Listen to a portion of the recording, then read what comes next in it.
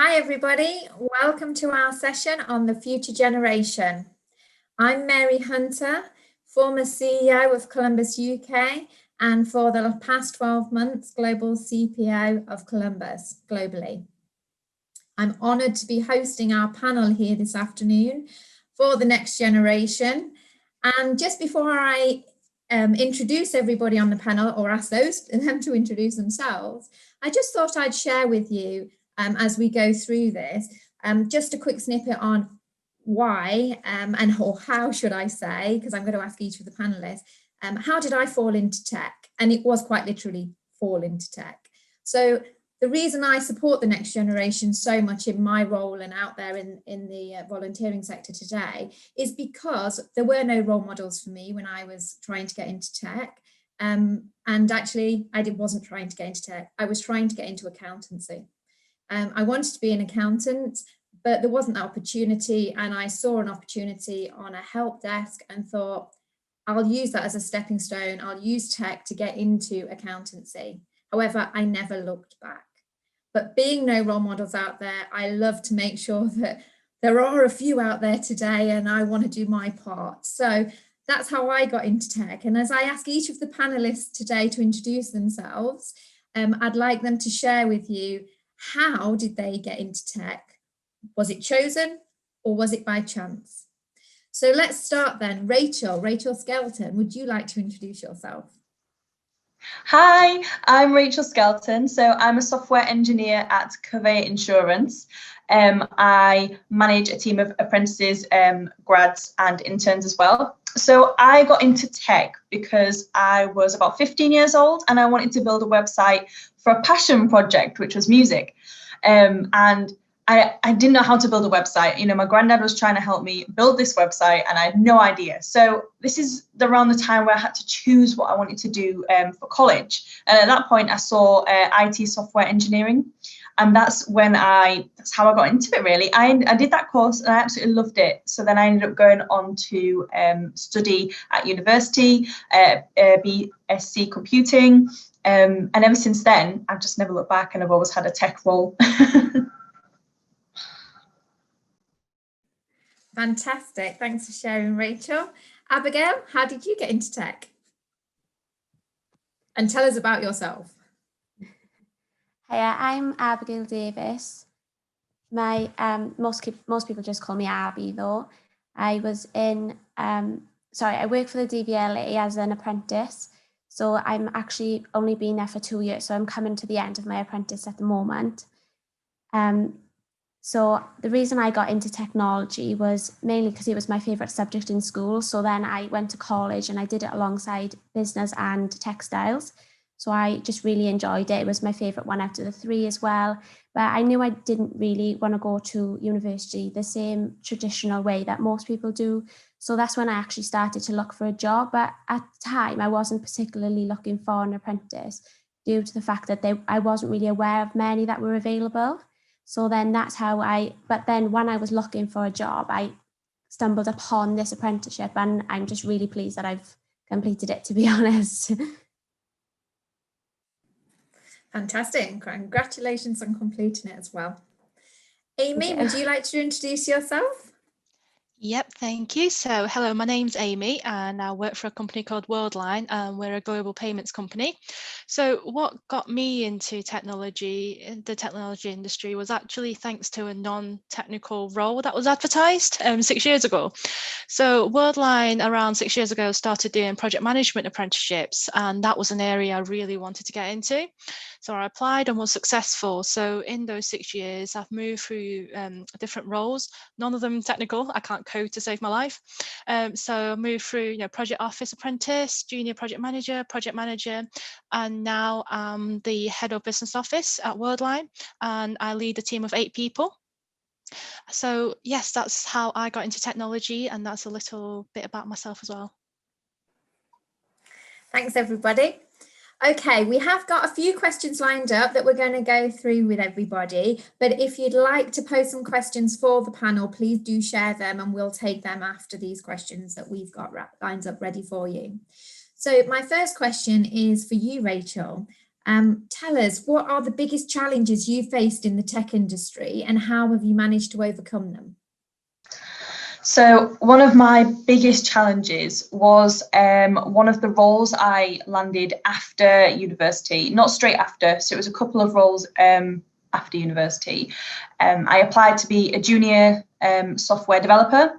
So bearing in mind I'd been to college, I got my software development college certification, I'd gone to university to study computing, and then I went to this junior developer job and I was there for about 2 months and I got let go because I didn't have enough experience for what they wanted. This was like a huge punch in the face. So being let go because you don't have experience after doing like a degree, after doing a college course, all on that specific topic. It's really difficult.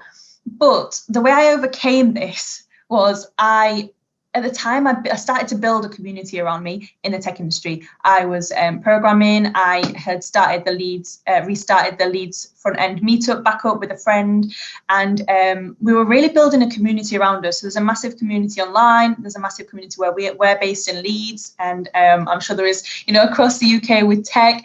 We're really fortunate to have so many good people who are willing to support you. And I kind of opened up to these, the community and my friends, and I was like, oh, I've been let go. And then people turned around and was like, well, I've been let go too. And this is what I did. And this is what you can do if this helps. So having that community around you really just supports you and just sets foundations to kind of get through these challenging issues and overcoming them as well. And, sharing each other's own experiences, it just really helps. That's great. And that's really positive how you found the positive from that, because so many people would have hit a step back there, having educated, gone to the highest level, got everything they needed for the role, and to hear that. So I think employers really need to think about the messaging and what they do there for young people, because I'm so glad to hear the positivity and that you're still in the tech sector today. That's fantastic to see.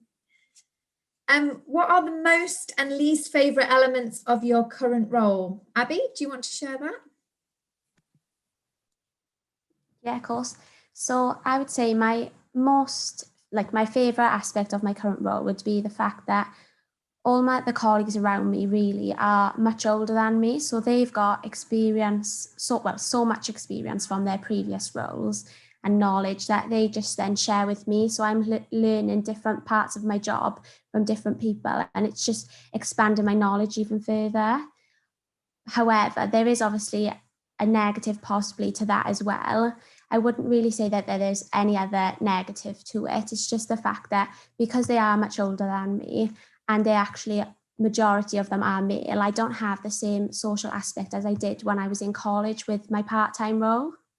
So I don't have, when I was in my previous job, would go out for coffee, maybe have a chat, like that type of aspect of the role. I don't really have that so much with this one.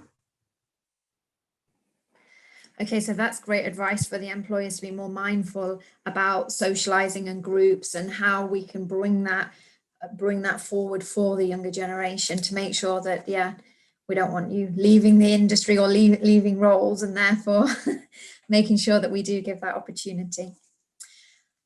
Let's go to you, Amy. Amy, what recommendations would you give to employers to stand out for the upcoming generation, that you can attract more young people into the industry? How do you think employers can do that more? I think several suggestions I have. First is what kind of culture do you have in your organisation? Because culture is really important. And also, do you embrace flexible working? What about remote working?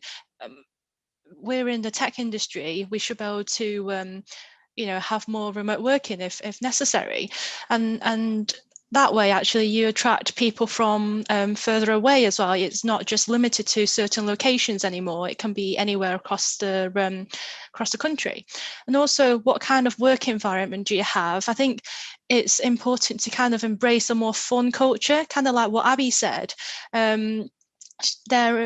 She may be sometimes missing the social aspect, so in the workplace, can you bring that in? Can you have fun activities or team building activities? And do you have any wellbeing initiatives as well for your employees? Also, what kind of training and development opportunities are there in your company? So I was very fortunate with Worldline, where I did an apprenticeship, but I wanted to keep studying as well, and they sponsored my degree, which I've just completed. So having that ability to allow your employees to develop if they want to, not saying everyone wants to, but if that person wants to, then are there those opportunities, and promote those as well?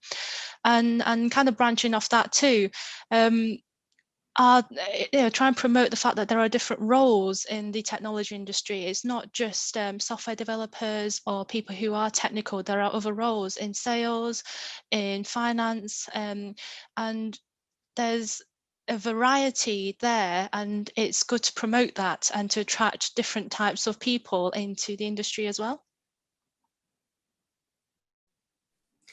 Fantastic. Thank you, Amy. And we just actually had that question come in from Suzanne. How can a business attract and support young female talent and help them to progress their careers? Rachel, did you want to take and expand on that a little bit further from your experience? Yeah, definitely. Absolutely want to reiterate what Amy said. Have those opportunities to learn. So since I started Conveyor, I came in as a software engineer, junior software engineer. But then after that, I actually started an apprenticeship to do leadership and management level 3. So that's all supported by and paid for by the company. That's just an incredible opportunity that I haven't seen many other places do. So to do that education after you start, and not just come in as an apprentice, but actually do that after. And for example, we have a bunch of other apprenticeships as well that people can get on board with, after. Another thing as well for me, and for what I see a lot, is vision. So for me, it's super important that I believe and I buy into what the company, the business is doing. So if you're building things to sell, to make the owner of the company or the CEO their 5th holiday home, will young people believe in this? Because this is a huge kind of obstacle now. Are you making people's lives better? Are you solving problems? This is, people want a purpose, and it's definitely, especially in tech, it's not all about the money. It's all about what are you giving back and how are you making a difference? And I think that's a really important thing that employees, companies, organizations get right, in order to not just hire young people, but to retain them as well. I think that's really important. Great, thank you. That's really good. Both of you, that's really good input. Abigail, let's come to you for a question. How do you think more employers could attract people to apprenticeships? So I would definitely say that there needs to be more advertisement. I would also definitely say that since, from my experience, there has definitely increased. So now you see it advertised on the TVs, things like that. Whereas when I was applying, I just stumbled upon it. It wasn't that it was there, it was available type of thing. So as well as that, maybe from an earlier on stage, that maybe job fairs for in school, because when I was in school, they were more traditional trade apprenticeships that job fairs would come in and advertise. There wasn't much like business style, technology style apprenticeships really that you were made aware of. So that awareness really needs to be put out there so that young people are aware of them. Because when I applied for mine, there were over 300 applicants for the role. So there's obviously a lot of people in that area that do want to take on that apprenticeship or that role that haven't really possibly found that opportunity to take on. Great, thank you, thank you. Rachel, do you think it's important to see role models in schools and colleges to help the students to understand the opportunity that we have in the tech industry? I'm a massive tech advocate, so I fully believe there's a gap that needs to be bridged and filled. So recently I've been doing some panels, tech advocacy panels, how I got into tech, things a bit like this, but aimed at young people. So I did one with a local college around Ada Lovelace Day, and also more recently I did one with Leeds Beckett University. There's just, tech changes so quickly, so much, and it's really hard for education to kind of keep up with that. And they do, don't get me wrong, they do, but actually having those people in industry to come in and kind of shine that light, I think it's really important. Another thing like that we've been doing, so with my team, we went into a high school, a local school, and we delivered a workshop around Agile. So what we did was we kind of teamed up the whole of year 7 into groups of about, I think it was about 5 or 6, and we did little groups where we had like a product owner, a scrum master, a developer, a tester and designer, and we took in these Lego robots. And these Lego robots we had to pre-build because they took 3 hours per robot to build. So we couldn't let the kids do that and I would just waste the whole day.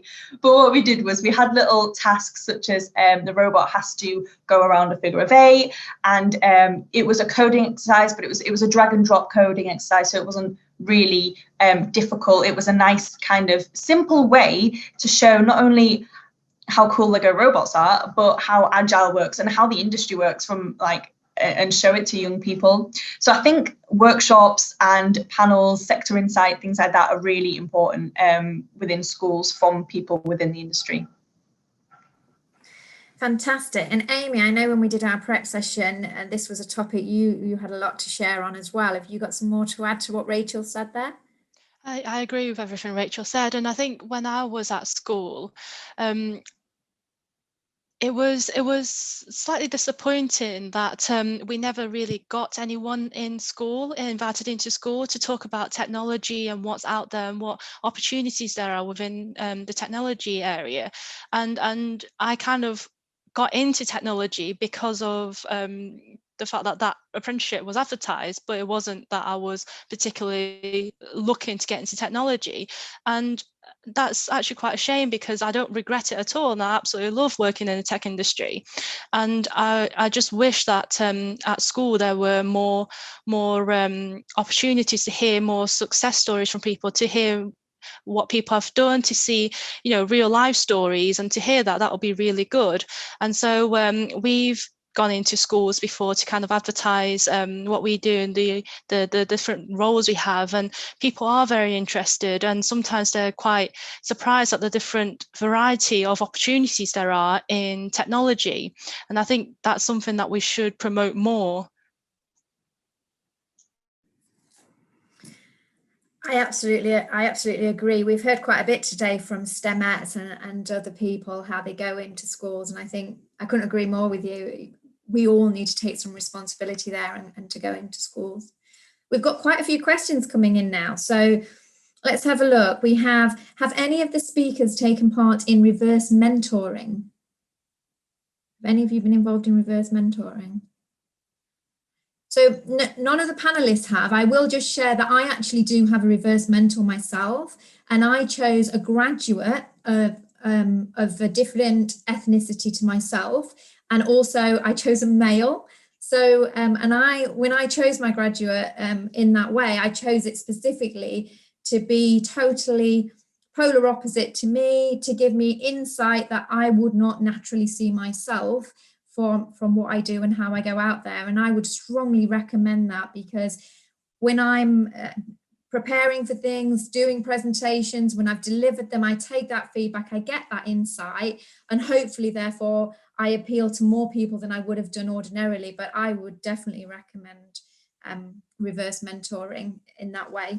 And if you get the opportunity or you want to take that forward, go for it. Amy? I just want to add that I actually have mentors at work, and it has been brilliant having mentors because like what you said, Mary, when I have, for example, presentations I need to do or new ideas that I want to share, I go to my mentor to ask them for their opinion and their feedback as well. And it's honest, open feedback, and I really think that's incredibly valuable. I agree, Amy. It's so valuable, so valuable. We've got another question. How do you change these sorts of Lego robot days into a virtual world? Have you done that yet? Oh, that's interesting. We haven't switched it into a virtual world, although there are some really good websites and like sandbox environments, I guess, where you could send out to young people to get involved with, maybe, and do like workshops that way. Physically, it would be really difficult to kind of send out any robots, especially with like health concerns and stuff. But I think with like online tools, that could be a viable opportunity to go in and do that. That's not something I've looked into myself. However, I know for a fact that in digital Conveyor, we're definitely looking into ways that we can do workshops internally and potentially externally, where we get people into tech who haven't experienced tech before. So that's definitely on the cards. So that will be something we're looking into. Yeah. I think we can all change our approach to make it digital. It might be a little bit different, sending the Lego in, sending some instructions that they follow online or whatever, but we need to do that to keep those sessions with the children going, don't we? And the more engagement we get with the younger generation, the better it will be. I've done some chatbots sessions online, and they can actually take over the screen and continue to create the chatbot with you, and that's really nice for the young generation to do that and experience that. So another question that's come in: do you think young people understand the process of applying for and enrolling onto apprenticeships, and do you think the application process might contribute to putting young people off pursuing apprenticeships? Abby, maybe that's one that you could give some insight for. Yeah, well, from my experience, I don't think so. I think that maybe when companies are putting the job adverts out, they do need to put what the benefits are. So when I applied for mine, I knew that I would get my certificate once I finished it. But since being in work, I've now found that there's actually a university course that they'll put us on, the software engineering degree. So it'll further my knowledge and my skills even more. So I wasn't aware of that before doing the thing. So maybe putting opportunities that you could have if you applied would also be helpful. Great, thank you. A question here, going back to one of our earlier questions on gender bias. What can companies do to promote a non-binary culture as part of their recruitment process? What do you think? Who'd like to take that? I just want to maybe start off this question with little things like wording. If you're hiring people, you really need to check your wording of job spec, because I've heard a lot of stuff about the wording's very focused on one gender or specifics or box ticking, things like that. So that's just one thing I can think of off the top of my head that is really important, especially like getting people into your organization.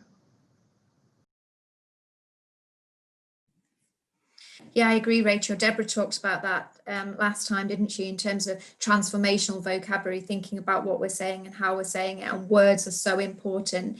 And just on that, if anyone doesn't know, there are websites that you can go to that you actually upload your job description, and it will tell you if certain words are more gender focused for male or females, and you could change those words according to who your target audience is. So you can really focus your job descriptions, the adverts that you're placing, into being targeted, as well as posting on certain job boards, etc., that you can put out there.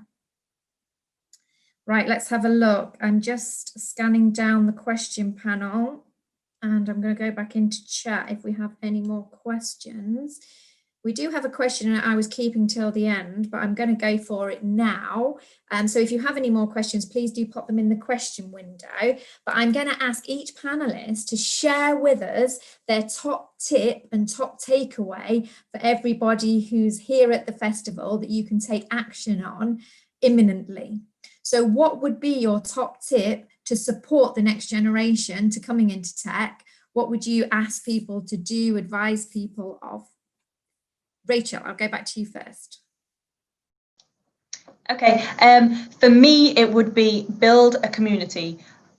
or join a community. Just find people who are like you, who are interested in very similar things to you, friend them, and be each other's support bubble. It's really important, I'd say.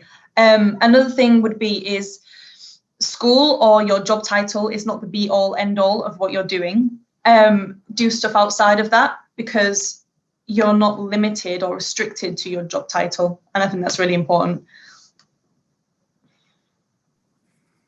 Couldn't agree more, couldn't agree more.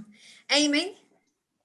I think promote on social media, promote your company, your opportunities about tech, do more, use the technology that we have and really promote it. Not maybe you know, don't just use the standard post. Maybe you can do videos now and make it fun and exciting and attract people to want to view it as well. Fantastic advice. And Abby? I would say definitely you need to build your awareness. So as technology is constantly growing, constantly improving, the next generation, their lives are going to be quite heavily dependent on technology. So understanding and making yourself aware that what those things are doing, how those things have worked because of technology.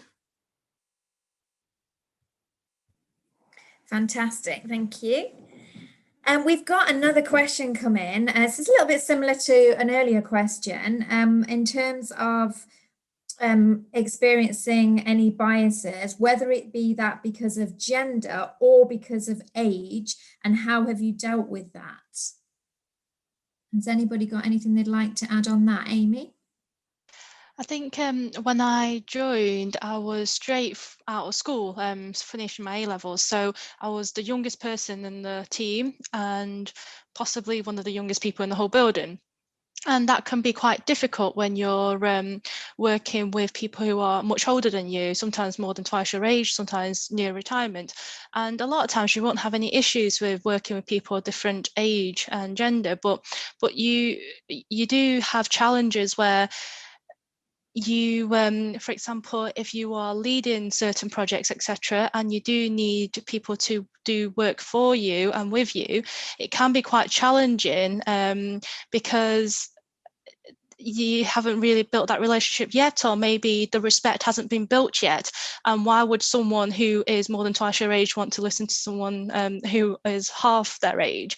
And so that can sometimes be a challenge, and you just have to learn to work with different characters and know how to because respect is earned. You need to know how to earn people's respect as well, and just overcome those challenges, and you'll learn as over time how to manage different people. Exactly. And work experience, a question on that now, in terms of we talked before, and none of you did work experience in IT when you were at school, but is this an opportunity for companies to open their doors and to showcase more for the younger generation? And Amy, you had an experience there, I recall from our prep session. Maybe you could share that as well, because I think that's interesting around stereotyping and biases and so forth for people. Yeah, so for my school work experience, I wanted to work at this graphic design company, but unfortunately they decided to pull out, and that was cancelled. And the school, instead of asking what alternatives I would want to do instead, they just chose for me, and I was given a work experience at a nursery, a day nursery, which is completely nothing related to what I initially picked. But I think that's a stereotype because you're female, maybe you want to go into childcare, and so they chose childcare for me, even though it wasn't related to what I picked initially. And I think that's so important, that people really have that opportunity, and that people do open their doors, or virtually connect people in, as you were saying earlier on, into the discussion, so that people can get insight and a better understanding of the opportunity within the tech industry. Because without that opportunity, we might not have great people like Amy, Rachel, Abby in our sector, and we're missing a great opportunity there. I remember when I did work experience, I was put in an office, told to do some filing, and I'll see you in a week's time. And it was the worst experience ever. So I think being mindful of that and just trying to place people around different departments, give them different experiences and not just putting them in to do the filing is, you know, really important. Okay, we don't seem to have any more questions, so I think I'll just wrap up by saying we've had some great advice by all three of our panelists today in terms of takeaway tips. And I'd like to call an action to you all here at the festival, because this Saturday is International Volunteer Day. I don't know if you know that or not.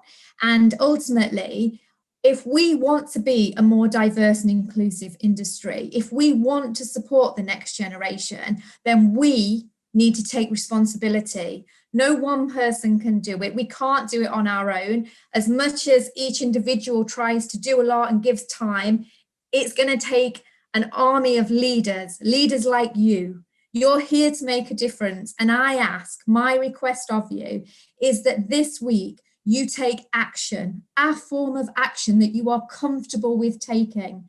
It doesn't have to be perfect action, because there's no such thing as perfect action. Take an imperfect action to support the next generation.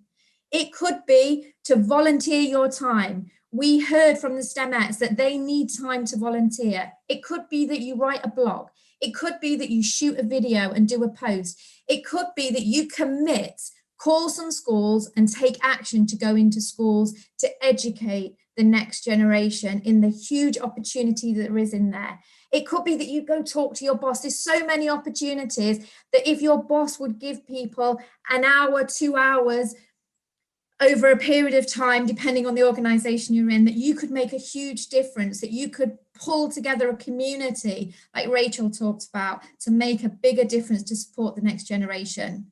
So please, International Volunteer Day, volunteer at least 1 hour of your time by close of business on Saturday, the 5th of December. Make that difference. Go on social, tell us what you're committing to do, put it out there. Women in Tech Festival, we are supporting the next generation, and let's make the world a better place for the future. Thank you, everybody. Thank you to Rachel, to Amy, to Abigail. We've had a fantastic session and insights there. Thank you very much.